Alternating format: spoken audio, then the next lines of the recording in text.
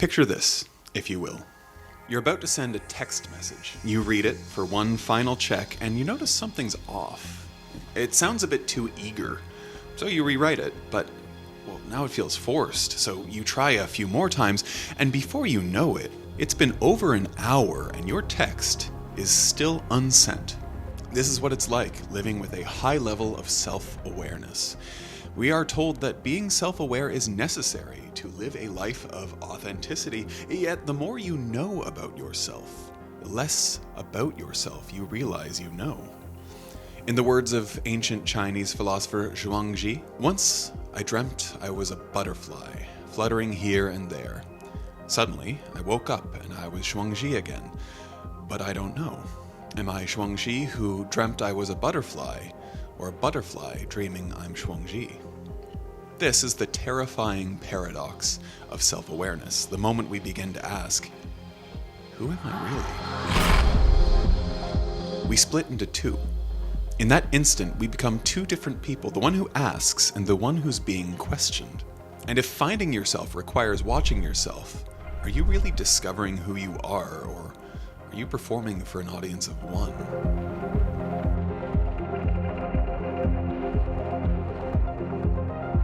In quantum mechanics, observing a particle changes its behavior, so a photon is normally in superposition, meaning that it appears to be in both point A and point B at once.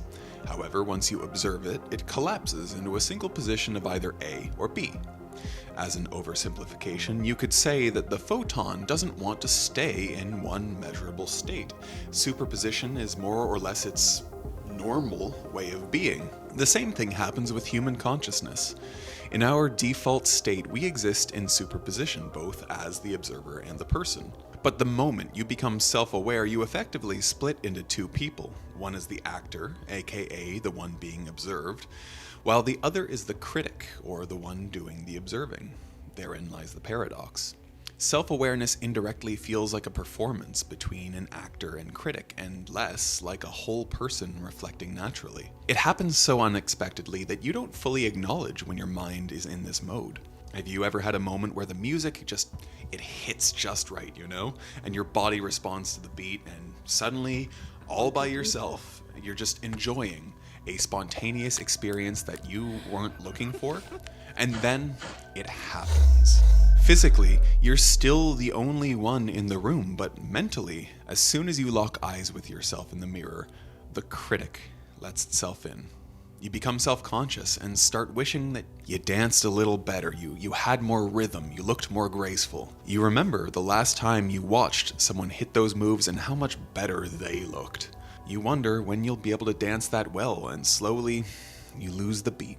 Your movements become stiff with self-doubt, the critic takes over completely, and you stop dancing. With self-awareness, you can't have everything all together at once. You can either know what you're doing or why you are doing it, but observing one changes the other. The you who acts naturally and the you who understands yourself cannot exist simultaneously. They can come close enough in terms of when either version of you pops out, but they cannot be together at the exact same time. Picture yourself on a date.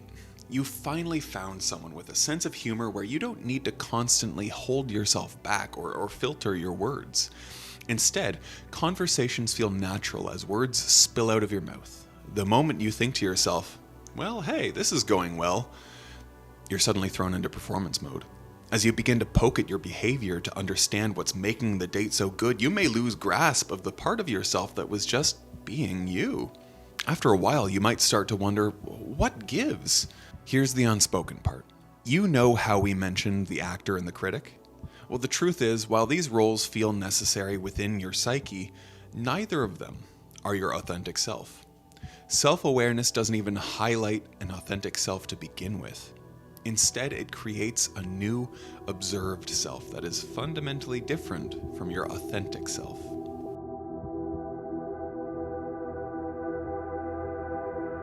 What is memory? By default, we picture memory as recollections of past events. But neuroscience has a tiny yet redefining caveat to what we call our memories. You see, every time you recall a memory, you're not just accessing a file, you're rewriting it. The act of remembering can and often does change the memory. Scientists call it memory reconsolidation. So the past as we know it, something set in stone, well, in reality it's always being slightly modified to fit the current narrative that we tell ourselves about the world. Researchers at the University of Texas actually tried to observe this effect, and what they found is that we have a malleable window, which is essentially a few hours where a recalled memory is vulnerable to being updated, strengthened, or even distorted by your current emotions or your environment. Here's what that means for your self-awareness. You know how self-help encourages you to confront past memories to understand them better? Well, that's a good thing. But sometimes when you analyze your past to understand yourself, you're not actually discovering who you were. Instead, you're only creating a narrative that overwrites your original experience. And this effect can be especially dangerous in our current era, where therapy speak is more popular than ever. Today, many people assign clinical terms to events that they never truly experienced as traumatic. But because of the present story they tell themselves about that event, they unknowingly adjust those memories to fit into the boxes of trauma, which then affects what they believe about themselves. Take a moment and think about your first heartbreak. Back then, all you likely knew was that it really hurt to lose someone you thought you were going to spend the rest of your life with. However, as time passes, you learn more about relationships and how they work psychologically. With new knowledge on attachment theory, you give the memories of your first heartbreak another go. This time, through the lens of what attachment styles each person had. Now, you've learned that she was likely avoidant while you were anxious. So your anxious attempts to get closer to her ended up pushing her away due to her fear of eventually being abandoned. And all of it suddenly feels resolved. Now, months down the line, you learn about feminism.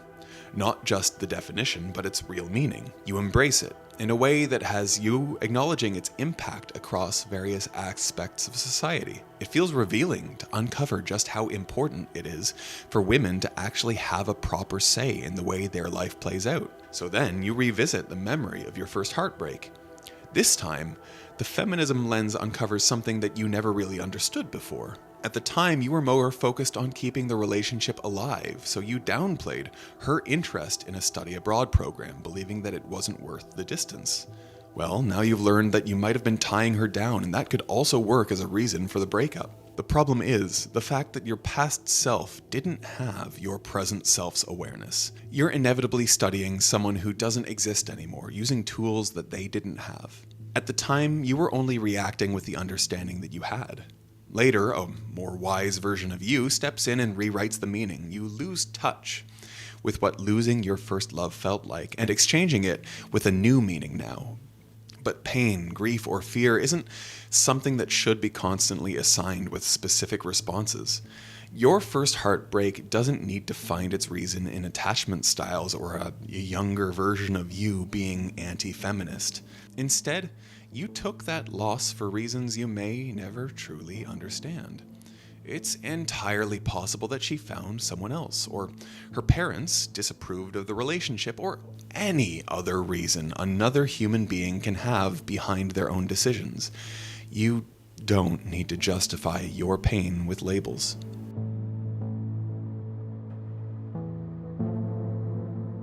Self-awareness feels a lot like a hall of mirrors. At first, life is just feeling like something is missing. But as you get into self-awareness, new mirrors start to appear in your mind. Initially, these mirrors allow you to see yourself more clearly and from a variety of angles. However, the intention was always to move past the mirrors to get to the other side. Here's the twist, though. Once your mind is in too deep with self-awareness, you find yourself thrown into a loop of infinite mirrors, and the exit doesn't seem to move any closer to you. At level 1 of this self-awareness loop, you make the first realization that says, "Oh, I'm anxious." Level 2 then introduces the inner actor that asks, "Well, okay, why am I anxious?"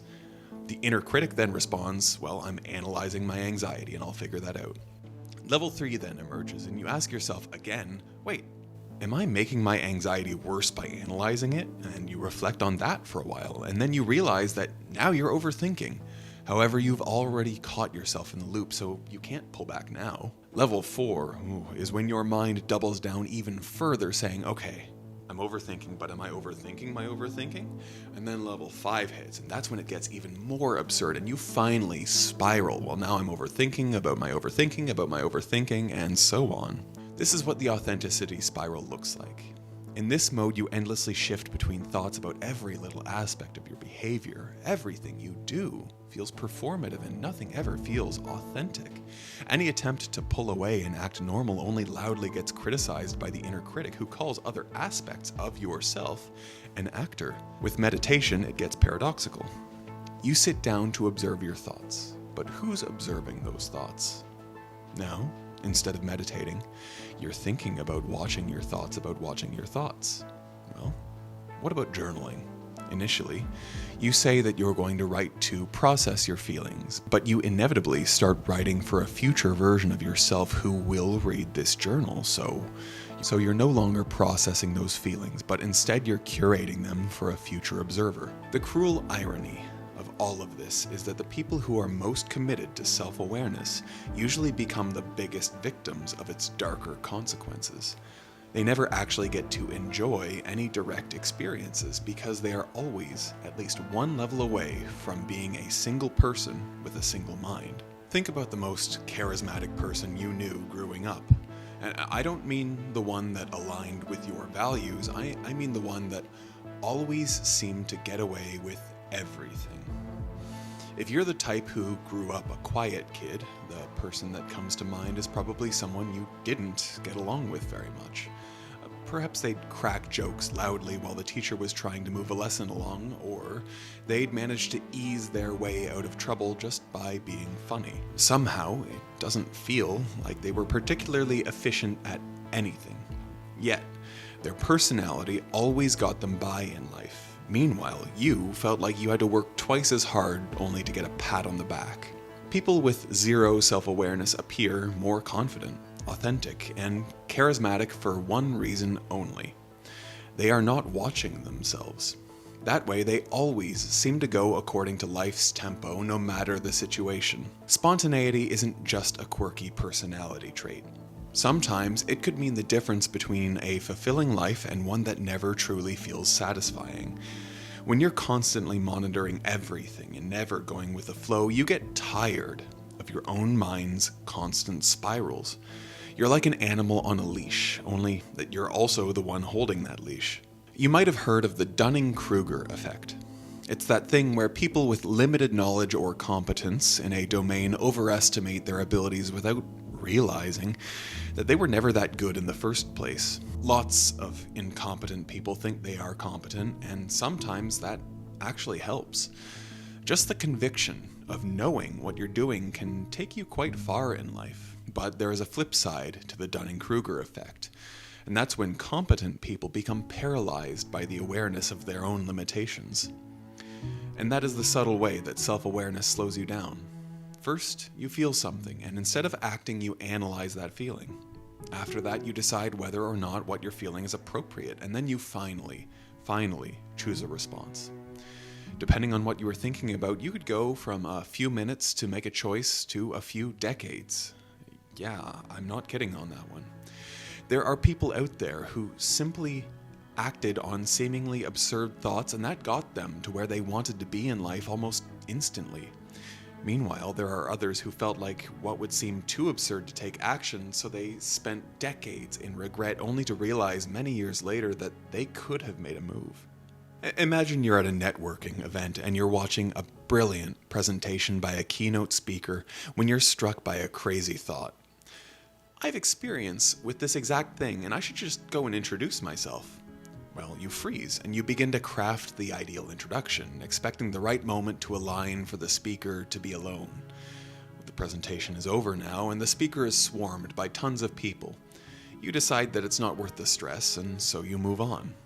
Meanwhile, at that same presentation, someone else in the audience thinks it'll be cool if they could connect with the speaker too. In order to leave an impression, they don't think twice, and they clumsily ask a question. The speaker answers, asks for their name, and thanks them for the question. In your head, you're thinking, well, that was a dumb question.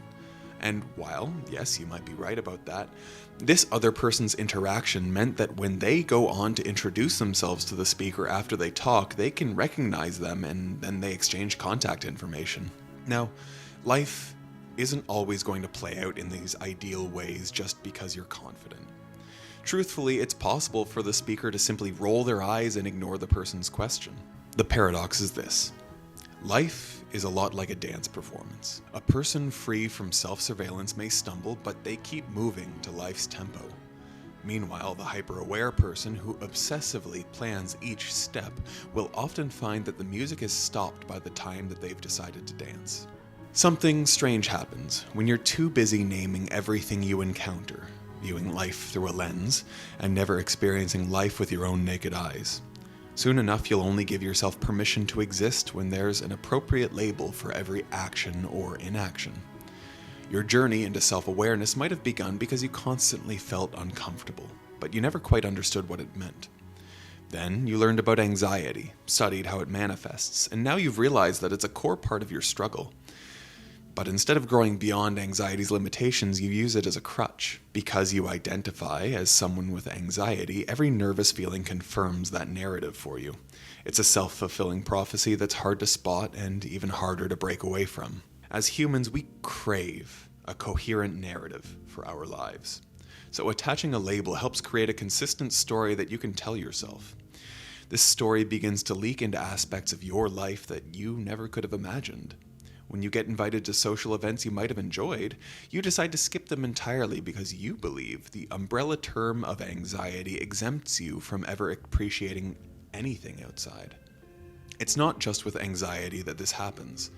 You could even associate your identity with trauma. While that makes for a valid reason for life to slow down, there are people who never truly manage to move past the role of a trauma survivor. Tragically, their pain becomes their entire persona, and that could alienate them from people and places, further reinforcing the impacts of their trauma. Sometimes, moments that may have opened up your mind to new experiences get abandoned because of narratives in your head. For instance, say you've failed at math a few too many times in high school. Now that you're older, you decide that you're not a math person, so you stop trying, and you completely close your mind off from the different branches of math that exist, where there could have been a few things that you might have actually enjoyed. The problem with subscribing to the idea of a single permanent narrative is that humans are a highly fluid group. Who you were a year ago can greatly differ from who you are today at this very moment. Likewise, who you were at college differs from who you are in the workforce. Carrying ideas of your identity from self-awareness alone into the life you're attempting to create only holds you back. If your identity is resistant to change, you might be too attached to the self you know, preventing you from engaging with the unknown.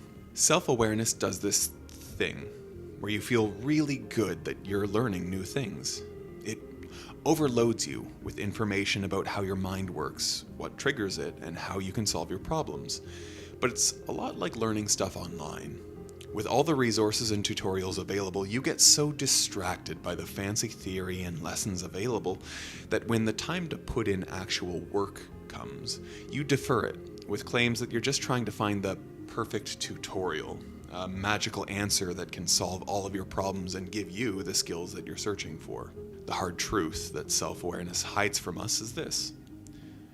Some people would rather stay miserable in a story that makes sense to them than be happy in a way that contradicts what they believe to be true about themselves. Instead of a path towards a better life, they end up finding the perfect excuse for never moving forward.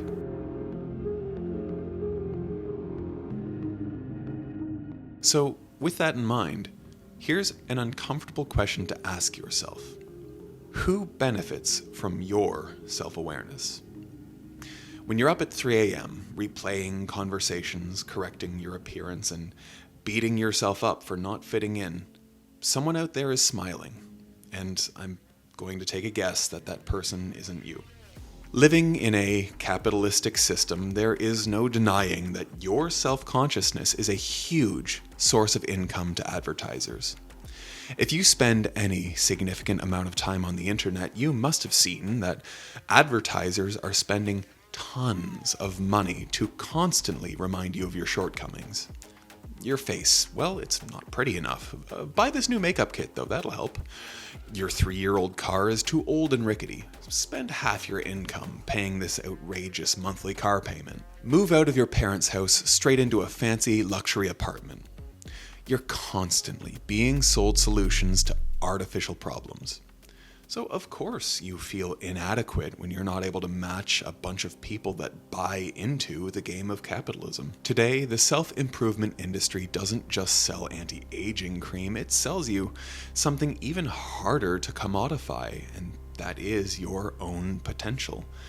Coaching courses, blueprints, consulting, frameworks to model your personality around, they all promise to deliver the best version of you, a you that finally feels whole. But that version of you can never exist if you don't learn to accept yourself as a person, not just as a concept of a person. Obscuring your own emotions with fancy terms does not help you grow any faster than someone with zero self-awareness.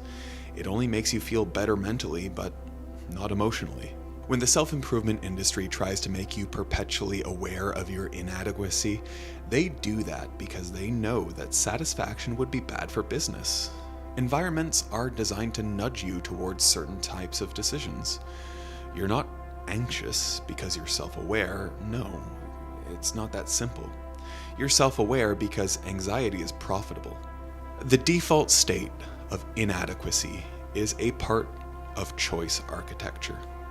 Everyone feels it in one way or another. You'll rarely find a truly satisfied person in our digital age.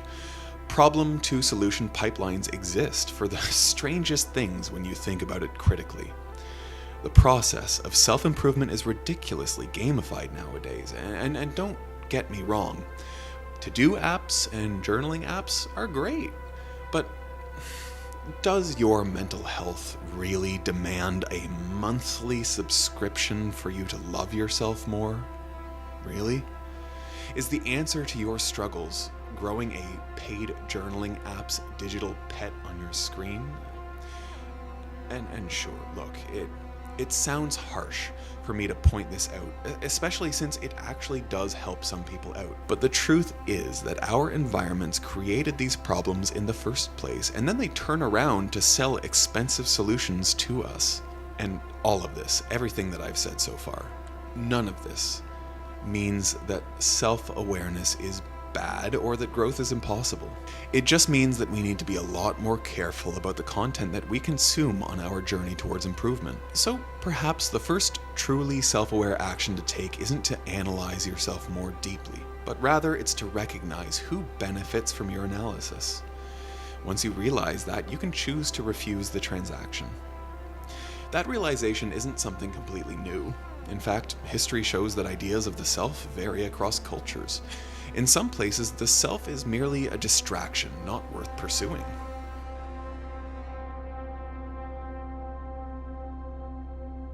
When we think of Western civilization and her ideals, the earliest philosophers often come to mind. Figures like Socrates have played no small part in shaping society's core ideas. He promoted the belief that there is a real you buried somewhere underneath everything that the world assumes, and your job is to find it, to know yourself, and to be authentic. Was he right? Is our goal in life to know thyself and uncover our truth? If so, did our world evolve from this mentality? After all, therapy is not exactly new, and the people that shaped it were not perfect. Sigmund Freud is often credited as the father of psychoanalysis and a key figure that helped in shaping modern clinical psychology, and yet, he's the same person that introduced the concept of penis envy in young girls. Meanwhile, Socrates, in all his wisdom, claimed to have a link to the divine which guided him as a private inner voice that no one else could hear. Now, it might seem odd for me to point these things out about Western philosophy's biggest icons, but it does reveal a crack in our understanding. Western therapy developed itself from a place that says find yourself, from people who never quite had a final answer for what a self even meant. None of this means that Western philosophy is worthless, but it does raise some questions. What if the idea of finding yourself is built on an assumption that isn't, in fact, universal? Eastern philosophy started from a different place. Therefore, it may hold the potential answers to issues that exist with self-awareness. So, the big reveal with Eastern philosophy is nothing. The self is an illusion and should be dissolved. In Buddhism, this concept is called anatta, or no self. It doesn't mean you don't exist, you do, but rather Eastern philosophy doesn't pressure you to search harder, nor does it worry that you haven't found your authentic self yet. Instead, it presents a different way of thinking, one that rejects the idea of a permanent, unchanging you. You're not a statue waiting to be uncovered, you're more like a river, different from moment to moment, but possessing one name. This, in turn, reframes everything that we think we know. The West's search for meaning is much harder to justify today. Even mindfulness from the East has been rebranded into something that helps in our search for the self. Because of that, it's become a billion-dollar industry. Meanwhile, the version of mindfulness taught in Buddhism and other Eastern practices is not about how it leads to more material wealth. That's not why meditation is encouraged. The real purpose of meditating is not to create a calmer self, it's to realize that there is no self to calm. We are one with everyone and everything around us, a part of some greater whole. Yet, we turned a liberation practice into a tool for self-improvement. The Taoist philosopher Zhuangzi takes us even further. He didn't just point out that the self is an illusion, he actually said that the search for truth can become another cage. Pondering on whether he only dreamed he was a butterfly or if he's a butterfly dreaming he's Zhuangzi makes for a hilarious yet deep thought. You see, Zhuangzi himself didn't have an answer to this dream, and that was the point. Western philosophy demands, it screams for certainty, but Buddhism offers liberation through insight. Zhuangzi's answer is a shrug. Not an arrogant or a dismissive shrug, but a relieving one. He invites us to see that our desperation to cling to an idea of who you really are is simply another form of attachment. The self isn't solid, so trying to search for it is futile. Memory corruption, our performance of privacy. These aren't universal problems. Instead, they are symptoms of a culture that believes in a solid, findable self. If you don't believe in that concept to begin with, well, you won't feel as lost constantly. And yeah, it's humbling to accept this idea, especially when you're so attached to all that you already are and the idea of who you could be. But the truth is, if you're both the dreamer and the butterfly, well, why bother thinking about which one is the real you? Forgetting. Now, I'm not saying you should forget everything you know and go become a Buddhist. There is a value in both Western and Eastern philosophies. The real issue with self-awareness is that when it's all you ever think about, it becomes paradoxical. Observation changes what is being observed, and therefore you never truly get anything you were searching for in the first place. The truly terrifying aspect of self-awareness is this: the only way to find yourself is to lose yourself. So, what we're saying is, take risks, act, and learn to live without the constant narration or self-criticism, because the real you isn't the person you see in your reflection. It's the one dancing to the beat of life's drums when you forget to look. If you want to get better at being yourself without the constant self-criticism, one thing that I can't recommend enough is taking learning seriously. When you're consistently upgrading your thinking and expanding your knowledge, you build a quiet confidence. There's a real sense of progress that makes you feel good about who you're becoming. And beyond that, the skills and insights that you pick up can genuinely change your life for the better. That's why I love Brilliant, the sponsor of today's episode. Brilliant makes learning such a rewarding experience because you learn through active problem solving, which means you instantly know how the ideas you're learning can actually be used in the real world. It's also a much better way to learn than passive lectures because you're constantly engaging with the concepts, which makes them stick more. Beyond the interactive lessons, Brilliant also personalizes your learning. It starts you at the right level based on what you already know and then lets you progress at your own pace. It also encourages you to keep that progress going through fun and motivating challenges. I used to think I wasn't a math person, but Brilliant completely changed that for me. It made me realize that most people aren't actually bad at math, they were just taught poorly. I've had countless aha moments that finally unlocked concepts that I've been struggling with for years, and it's not just with math. Brilliant also covers computer science, logic, and even AI, breaking down complex ideas into something surprisingly intuitive. I know most of us had New Year's resolutions to do more self-improvement this year, so if you've been struggling or if you've ever fallen off that wagon, then Brilliant is what you need to get yourself back on track. It also makes a great gift for younger siblings and relatives who are already glued to their phones anyway. It's designed for ages 10 to 110, so it's great for everyone.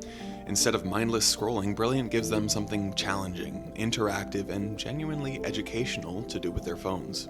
To learn for free on Brilliant for a full 30 days, go to brilliant.org/aperture, scan the QR code on the screen, or click the link in the description.